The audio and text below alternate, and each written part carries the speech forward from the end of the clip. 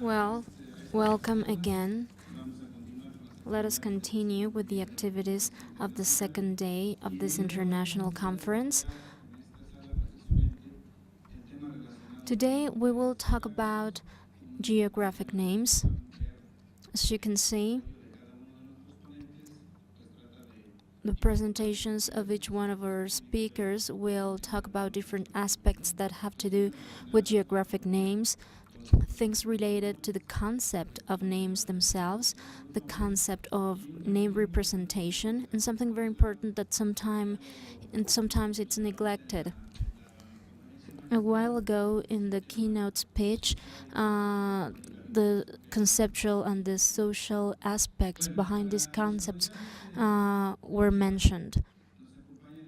Today with us we have María Elena García Villagómez, and we also have William Hughes Watt. So let us begin with some data on William's resume. Maybe all of you are familiar with him. William was born the 1st of August of 1953 in Paisley, Scotland.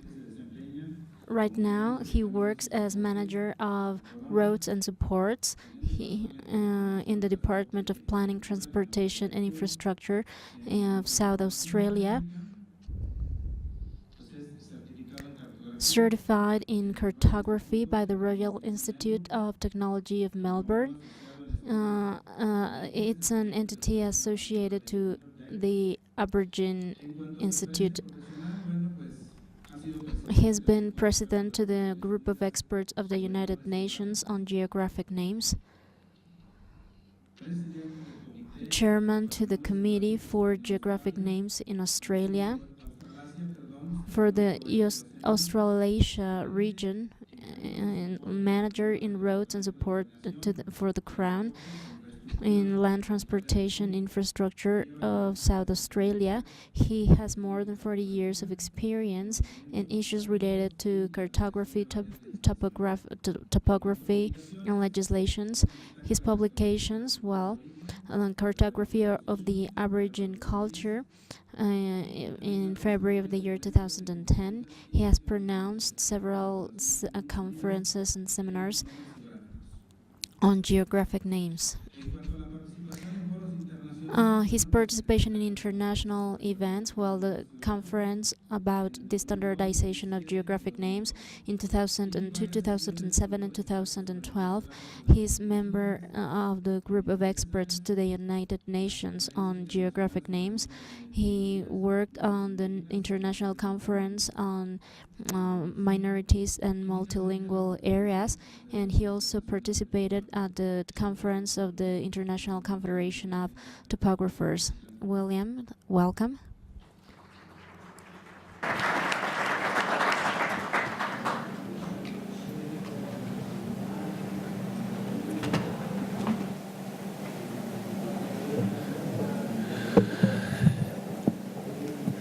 Good afternoon.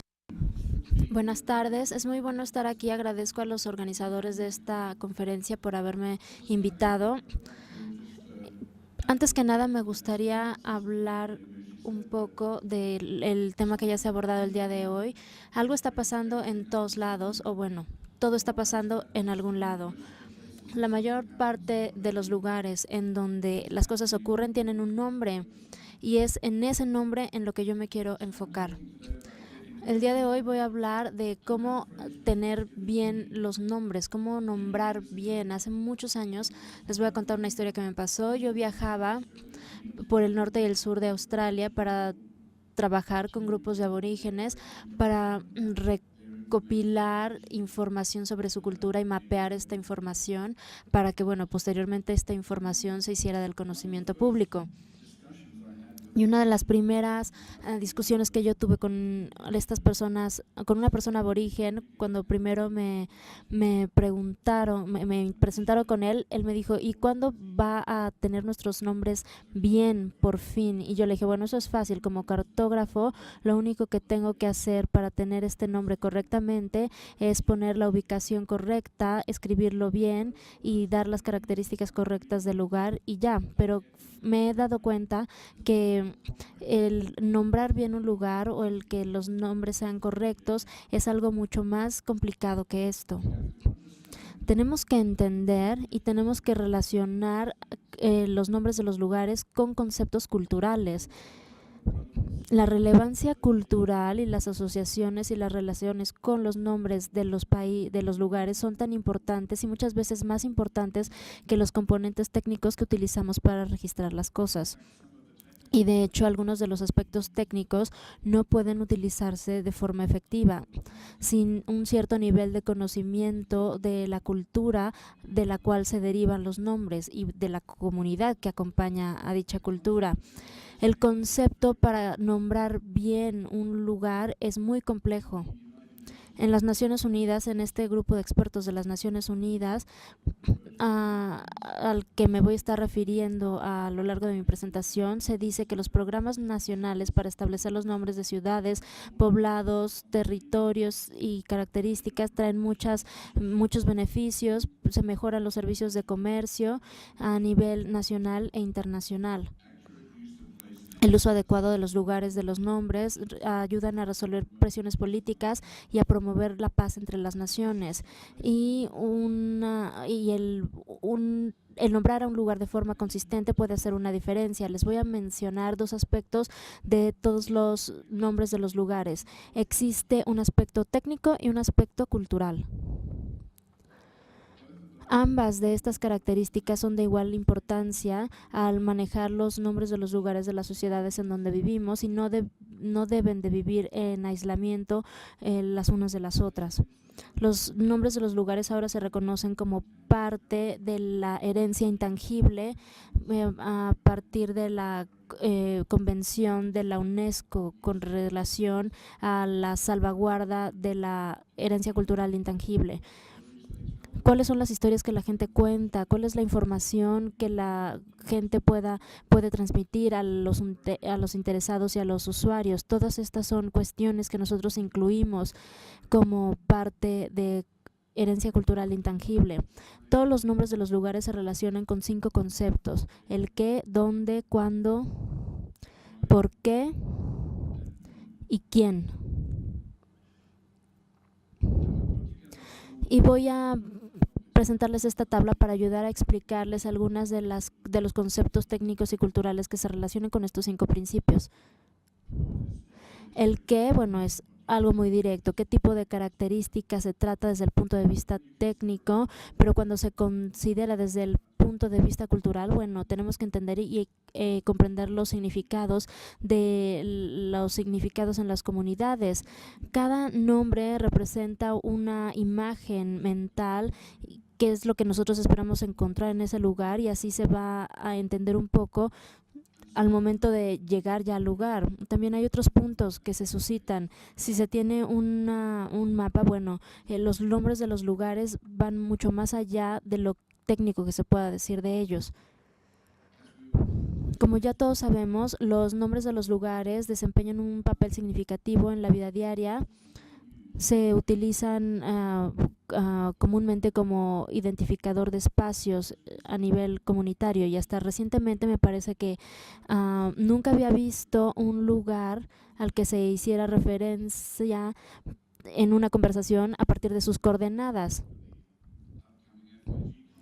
En la conferencia de FIG se discutió también este tema, el referirse a un lugar por sus coordenadas. Uno siempre lo nombra por su nombre, y el único lugar al que se le hace referencia por las coordenadas es Kuala Lumpur. Cuando nosotros tenemos un proyecto, se le da un nombre y ese nombre se convierte en el enfoque y en el modo principal de comunicación. Conforme nosotros estudiamos la exploración, la colonización y los establecimientos, lo primero que hace la gente cuando llega a un lugar es ponerle nombre a ese paisaje. Hay beneficios técnicos que hay que identificar y cubren aspectos de comercio, población, derechos de propiedad, planeación urbana y regional, gestión ambiental, preparación ante emergencias y desastres naturales, estrategias de seguridad, navegación automatizada, producción de mapas y atlas, turismo y comunicaciones. Cada una de estas funciones utilizan los nombres de los lugares como parte fundamental de sus operaciones para la acción, para la toma de decisiones, para el proceso y para los resultados. Pero también hay beneficios culturales que no identificamos en este folleto en el que estoy usando como referencia. Los nombres de los lugares pueden utilizarse para la revitalización y para programas de retención de lenguajes. Por ejemplo, cuando estamos hablando de lenguas indígenas, se utiliza mucho esto. Los nombres de los lugares se utilizan para reconocer un título nativo y para ayudar a establecer la relación que tiene la gente nativa con el paisaje. También hay una protección de la herencia cultural. Esto aplica, por ejemplo, a las comunidades indígenas y antiguas. Esto nos indica que hay una cultura que hay que proteger, y cuando utilizamos los nombres de los lugares, bueno, estamos entendiendo esto dentro de un contexto. Hay una riqueza de asociaciones con la cultura de la que se deriva el nombre. Como ya lo dije antes, una de las partes de mis partes favoritas que se derivan de mi trabajo es haber estado en contacto de cerca con los aborígenes australianos. Yo nací en Escocia, pero he aprendido a apreciar esto desde una perspectiva distinta. Una vez que empecé a aprender la cultura y a entender más la cultura de los aborígenes australianos, porque todo eso te da ventanas a otras culturas y eso tiende puentes con otras culturas, lo cual es muy útil. También creo que los nombres de los lugares forman esa especie de pegamento entre los datos espaciales y los aspaciales. Todo lo que utilizamos como domicilios, el concepto de un lugar encaja perfectamente dentro de esto porque es parte del domicilio. Los nombres de los lugares son datos especiales que nos dan un índice clave y un papel de relación que establece una relación, y así también se da la incorporación de datos aspaciales. Entre más estandarizados sean los nombres de un lugar en un país, bueno, se logran más cosas. Por ejemplo, imagínense si todas las direcciones estuvieran en una localidad sin ninguna frontera, si no hubiera análisis en comparación con una situación que con frecuencia experimentamos. Piensen en los beneficios si los estudios ambientales se relacionaran con el mismo punto de vista geográfico en lugar de tener una serie de interpretaciones diferentes de la misma característica del mundo real. Así que, bueno, ¿qué es lo que se necesita para nombrar bien a un lugar? Debe de haber una estructura organizacional para seguir un proceso y la estructura tiene que estar en armonía con la cultura de la nación. También debe ser adecuada para el nivel de capacidades técnicas y de recursos disponibles y debe cubrir un número de aspectos incluyendo metodología de recopilación, metodología para asignar nombres, metodología de educación para la comunidad y también metodología de entrega de datos. La organización que es responsable de asignar nombres tiene que identificarse, no tiene que ser culturalmente adecuada, como ya lo dije, y puede haber un método proveniente de otro país que se va a aplicar a su país y probablemente sí funcione bien, incluso entre vecinos cercanos. Debido a las diferencias culturales, muchas veces esto no funciona. Australia y Nueva Zelanda somos vecinos, vivimos uno al lado del otro, pero cada lugar requiere un proceso diferente en términos de asignación de nombres. Hay que recordar que los nombres de los lugares son íconos culturales, nos dan un marco de comunicación para viajar y para vivir. Se reflejan las observaciones ceremoniales y religiosas, se requieren para la gestión de recursos y también para recordar eventos, personas e hitos en la historia. La organización establecida necesita tomar todas estas cuestiones en consideración y asegurar de que el idioma, las minorías étnicas estén incluidas, y así como la historia. El proceso que tiene que aplicarse tiene que ser específico a cada país. Les voy a poner aquí 4 principios básicos. Tiene que ser transparente, tiene que ser accesible y no tiene que haber, en términos de estatus, género, nivel educativo, etnicidad, asociación, todos tienen que tener acceso al proceso sin importar estos elementos. Tiene que ser independiente y tiene que ser visible, de tal forma que la gente pueda tener acceso al proceso.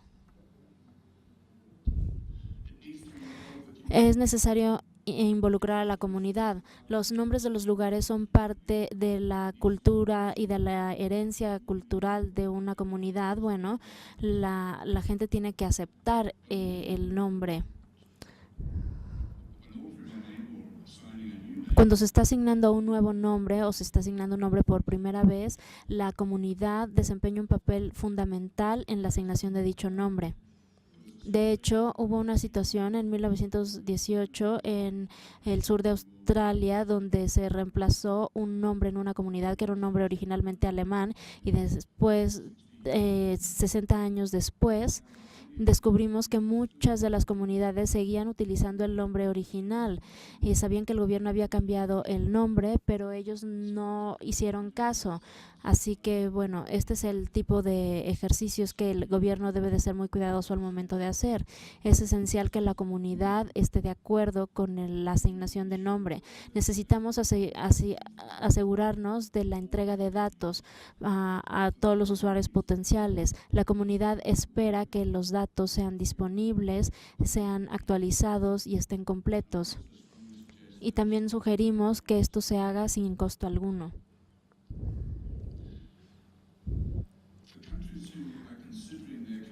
Hay países que están considerando cambiar su metodología actual o que en ese momento no existe una metodología. Hay preguntas como estas que van a empezar a surgir en la gente si quieren cambiar los nombres. ¿En dónde comenzar? ¿Cuáles son las consideraciones más importantes? ¿Quién está involucrado y cómo se implementará? Hay ayuda por parte de agencias que pueden ayudar a los países a desarrollar metodologías de asignación de nombres que sean adecuadas, como esta de las Naciones Unidas, el UNGEGN. Hay un sitio web de ONGEGN. Ustedes pueden consultarlo si requieren más información. El papel de ONGEGN no tiene ningún poder de toma de decisiones como para tomar una decisión sobre un país o países. Sin embargo, sí proporciona un foro importante para que las naciones participen. El objetivo principal de ONGEGN es proporcionar la metodología para identificar y presentar las mejores prácticas y los mejores métodos. Hay temas que surgen que se pueden identificar y discutir, y es un foro para que cualquier nación encuentre a otras naciones que hayan experimentado los mismos problemas y que aprendan a desarrollar soluciones a partir de los aprendizajes de otros países. La estructura de ONGEGN: se tiene una conferencia cada 5 años y entre una conferencia y otra tenemos 3 sesiones de Ongeigen para ayudar a los países a ir informando sobre sus progresos.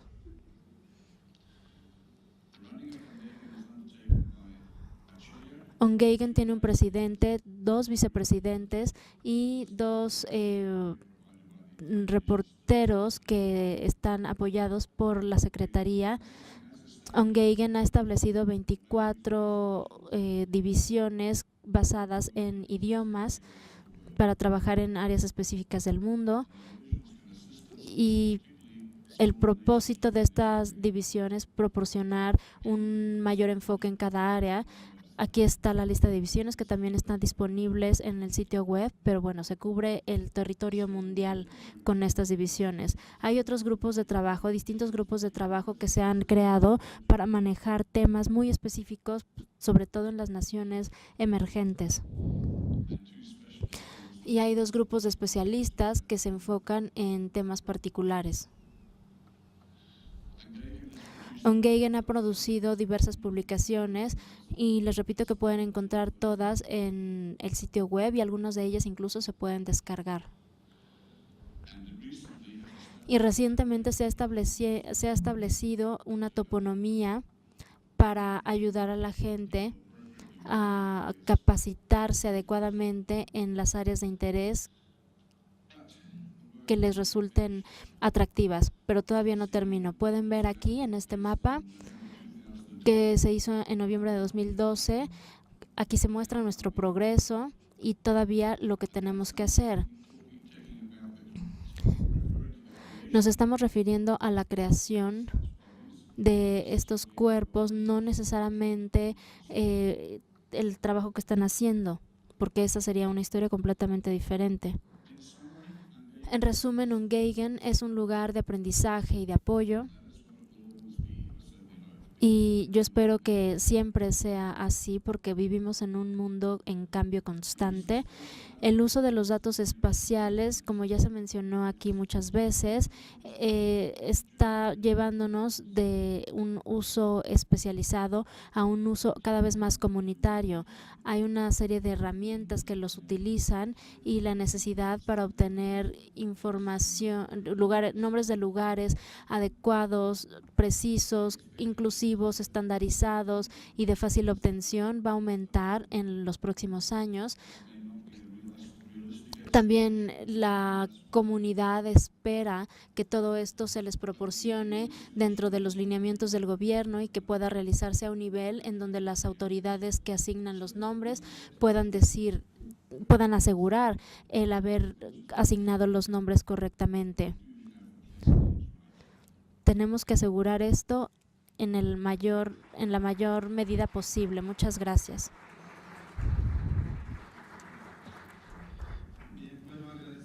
Well, thank you very much, William, for your participation.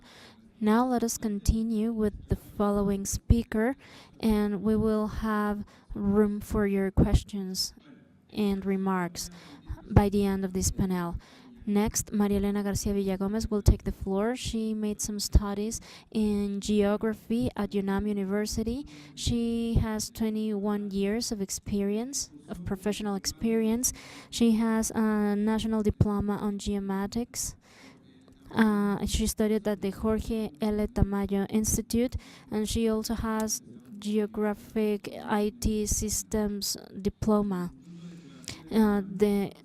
She has worked in the development of several projects, amongst which we have national forestry inventories in 1994 and in 2000. And she worked in the project of natural resources inventory. She worked at the Ministry of Environment and Natural Resources. She was part of the Geomatics Committee. She has also worked at the private sector as digital cartography consultant.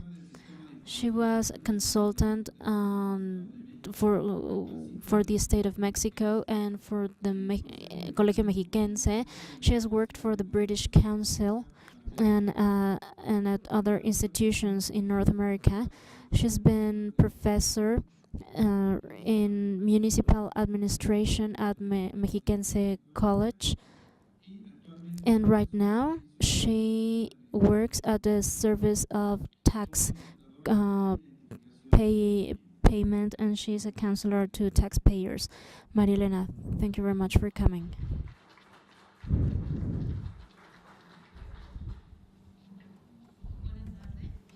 Good afternoon. This time, I would like to share our experience at the national tax paying system. We have a catalog of streets. El SAT, sin embargo, más que en la base de datos. There's more than a database, more than talking about a database, I would like to talk about the impact it has on taxpayers.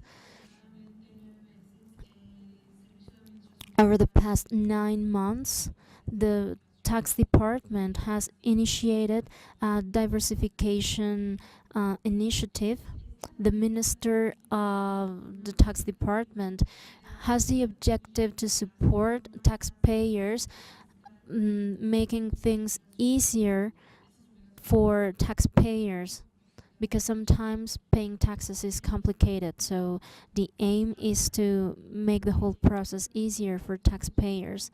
For this purpose, the tax department started with the tax address georeference system. This is just to give geographic perspective to the location of the taxpayer in order to have better control and management, support, and even notification.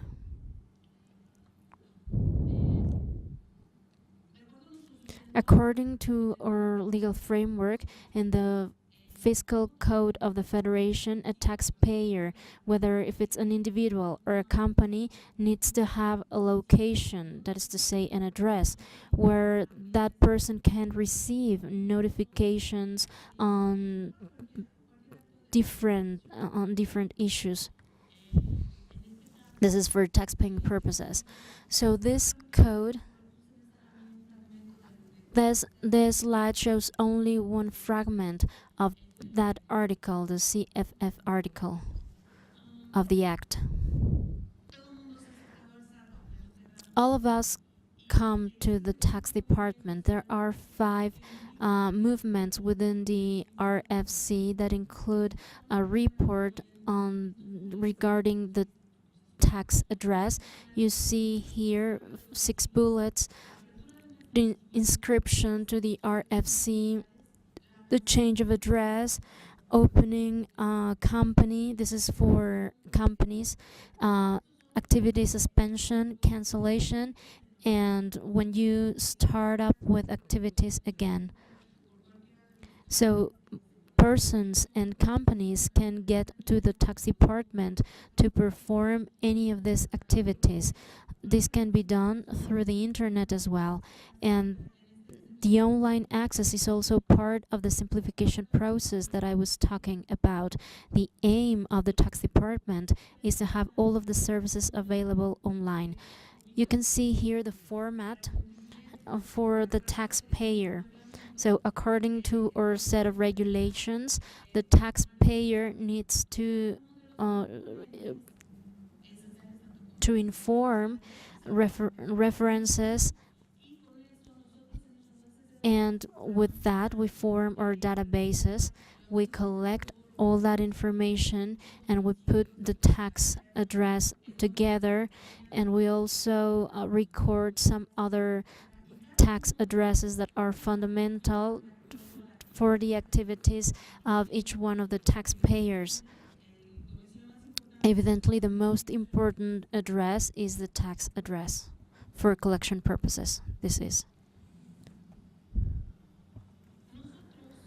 We, at the tax paying department, the database of taxpayers includes the following.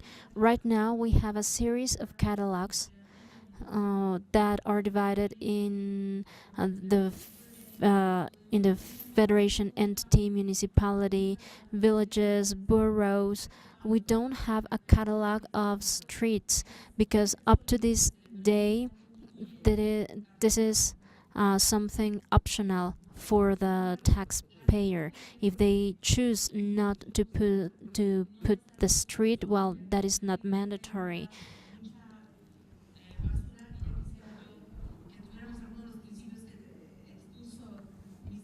I would like to have um, methodologies and systems, and to be as structured as everything Mr. William mentioned in this country, for the whole process to be simpler and more organized. We are every administration, things change a lot in the tax department. We have a constant situation of change. Names change, the activities change, the processes change, and all these are problems for the country. This is practical problems that we're all facing on an everyday basis. There are no regulations that regulate all of municipalities in terms of giving a name to the boroughs, or to the villages, or to the places. So this lack of tagging, there are some places where there are no plates. If in the current effort to update the names, it's something very difficult because there are no plates, there are no street signs. And if you ask people, perhaps you might find some information of different sources, but it is very confusing and random. And if you add to this that there is not a single institution that can provide a catalog of the streets and highways divided by zip codes in the country, well, the task becomes even more difficult. But there are other problems that are related to the IT problems. One thing is what I find in the field with the municipalities, but once I collect a database from another institution, how do I match it with the things I have? So in this way, in our office, we've started working with a fiscal geographical framework. We are following INEGI. If anything changes something, we follow INEGI right on their tracks. Because of the different agreements that we have signed with INEGI and with our institutions like the Postal Office or the Federal Electoral Institute. So this is different from the catalog that a taxpayer would see on the screen. That is why we decided to take all of the things that we had in our maps and charts to the database that the taxpayer sees and uses as their fiscal address. So we established a procedure to be able to use our maps and our cartography to define streets and highways. However, since this catalog will help the taxpayers to present their information, we had to use the geographical ranking structure, as to say the names of the streets had to match the zip code and the way we have divided the areas. If not, the taxpayer might be lost online until information was given to them about their legal address. That is why we had to standardize the information, we had to use other sources, we had to standardize and correct the topology and establish a database structure and how the settlement catalog would be finally decided. For the highways, we define a working universe. We compare the cartography, and the more sources, the more complicated, because we found more and more discrepancies. We complemented with other sources to name all the streets and highways. We standardized them. We determined the names of the streets by different localities. With this, we created the catalogs, and that's how we decided the street distribution by settlements. Settlement definition in this country is a real headache. We had to establish the information from the catalog, and that is how we made up the settlement highways catalog. there were many cross-references processes that we followed and were very complicated. I don't have the time to explain them. But the sources that we used were through the agreements we have signed with INEGI, the IFE, the Ministry of Public Transportation, and the state governments, with whom we also had to work to clarify all doubts, plus the field work SAT carried out in different states. We were able to automate several processes.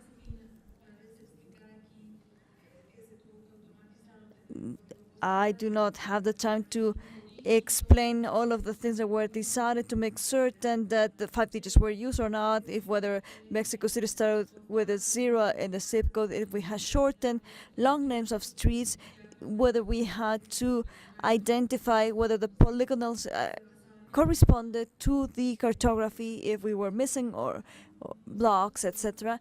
So I bet you face those problems, but I'm going to skip that. What did we get in the end after the process? We have a catalog of 1.2 million records at the national level. And we are speaking of urban and rural areas. We have 4,800 settlements, and I'm speaking about the unique records. 4,500 urban locations and 2,400 municipalities. How do we get out of this in the future?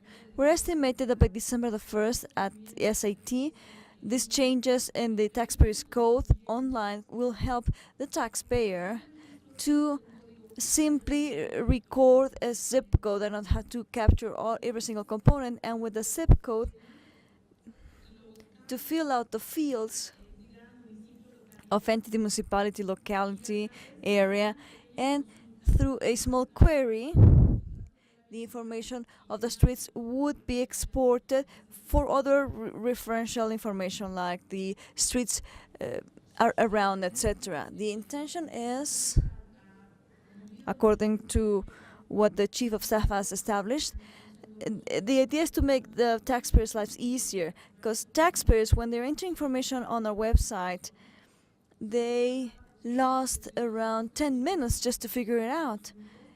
And now the time's been reduced to 2 minutes. And the benefits that we get out of this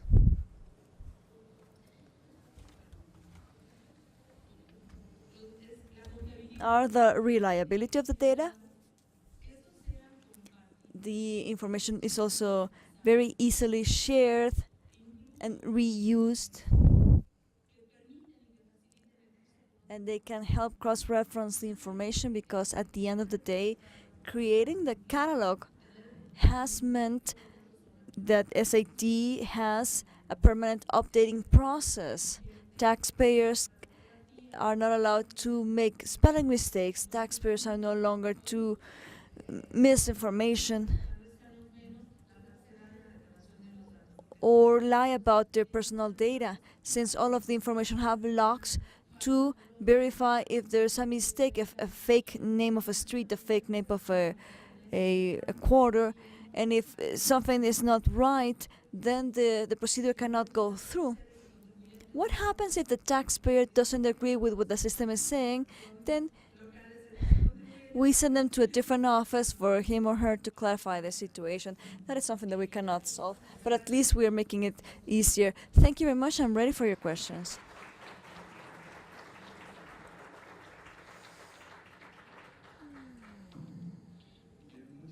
Thank you, Maria Elena.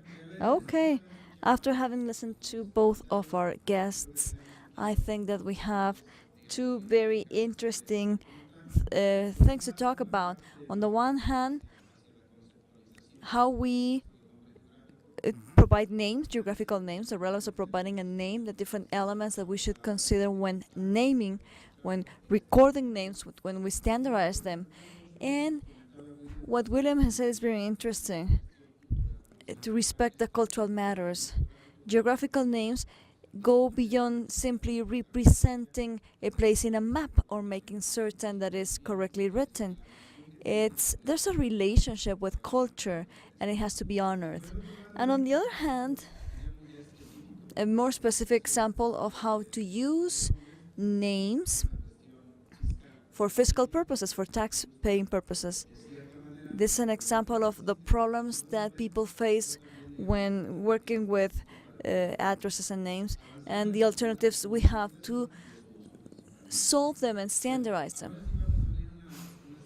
We have time for a Q&A. If you have any questions or comments, we're ready for them. Good afternoon. For Dr. William. Within this organization of geographical names, is there a program to recover the original names just for respecting the cosmovision of cultural groups? Because that is the case of our countries. In Mexico, that is a clear case of what happened in the rest of Latin America as well. After we were conquered by Spaniards, other people came here and they changed the names of the original sites. It happened to us, it happened in Australia, it happened in the States, it happened in many places. So in this sense, my question is there a program to recover, to find the lost names, the original names? Gracias por esa pregunta. Hay un grupo de trabajo que específicamente trabaja en los nombres originales como una herencia cultural, y este grupo de trabajo está buscando formas de promover justamente este aspecto del que usted habla. Me parece en lo personal que no podemos perder ninguna de nuestras herencias, ya sea una práctica cultural viva o no. La herencia es muy importante, nuestras raíces tienen que cuidarse. Y entonces, en Australia nosotros tenemos muchas acciones que estamos tomando para registrar los nombres aborígenes y regresarlos a los mapas, a la nomenclatura geográfica del estado. Y lo más que se pueda incluir esos nombres para que reciban el respeto que se merecen. Hay muchos otros lugares en el mundo que están haciendo lo mismo. Canadá lo está haciendo, Finlandia, Noruega, Dinamarca, la gente del Sami, por ejemplo. En los Estados Unidos también, Nueva Zelanda, se promulgó una ley para la recuperación, para que la herencia maorí se pueda rescatar. Entonces sí se ocurre en muchos lugares en el mundo y me imagino que eso va a seguir creciendo.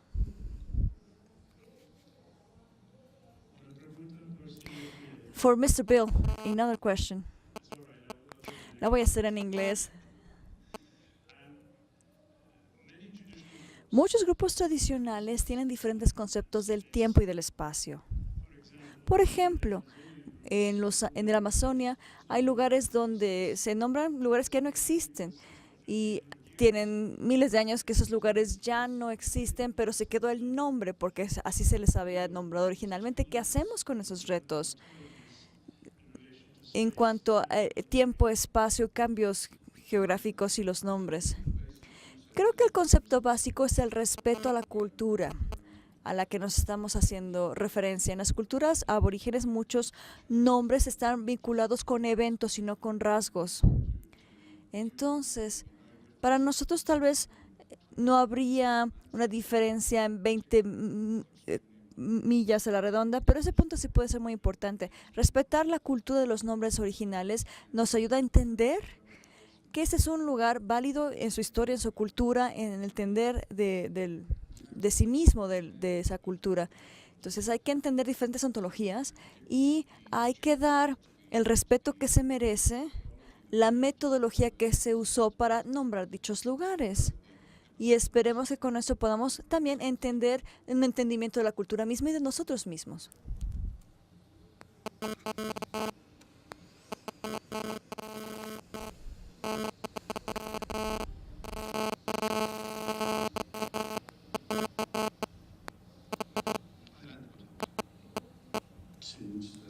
Thank you.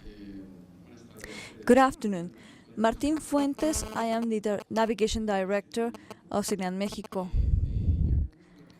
I was struck by the fact that you use a database that is quite extensive, and that is for naming streets, and you use other two institutions to help you with your charting.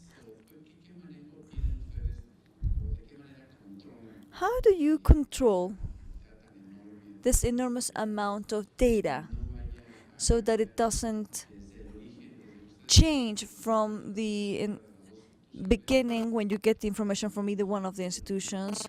How do you make certain there are no changes since the databases, if they're shared by 3 entities, there's a danger that somebody tampers with the database and there might be mistakes? What are the controls that you keep so as to avoid that problem? SAT has a CRM.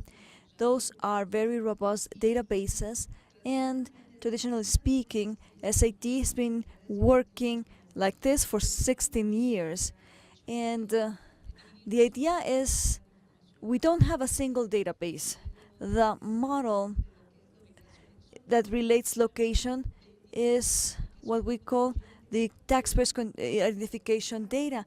We say who the person is and where he is, and this is something that is what I talked about. It is within a CRM that is divided by different components in a larger database.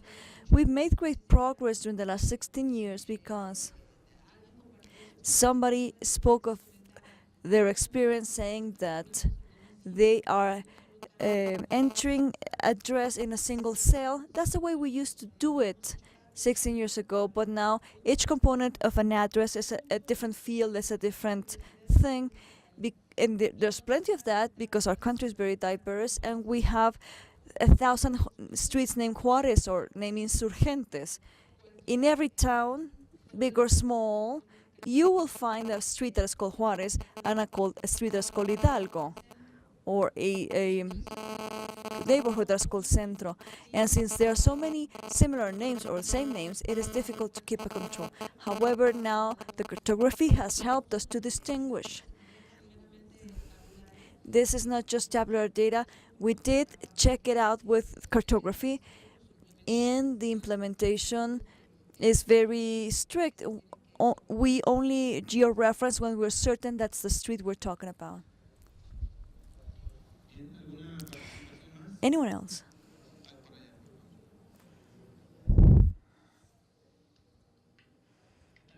Good afternoon. I have a question for Ms. Villagomez. And it has to do with this large database you have at SAT. Is there a way for us to understand, is there a way for you to share with other governmental agencies? I work for SEDATU, for instance, and that is a problem we have. It is very difficult for us to identify addresses, especially in times of contingencies. So could we have access to your catalog? Data sharing is done through agreements. I'm certain an agreement could be reached. The information is public. It's not private information. I think it would be up to INEGI to do the sharing of the databases. However, unfortunately, there's no breakdown as we have it. The challenge that we had was very difficult.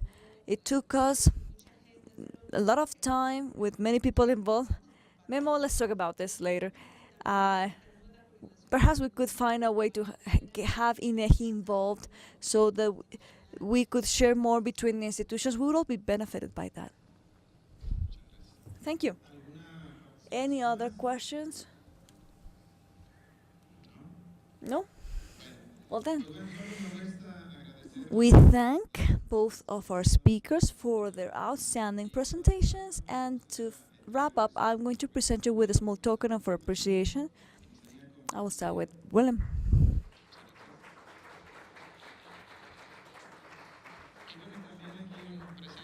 And we have a small token by the organizers.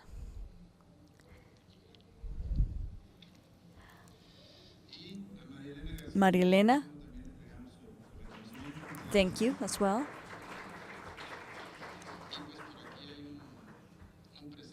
Here's another gift for you. And this other one here. But this one is a bit larger. Thank you.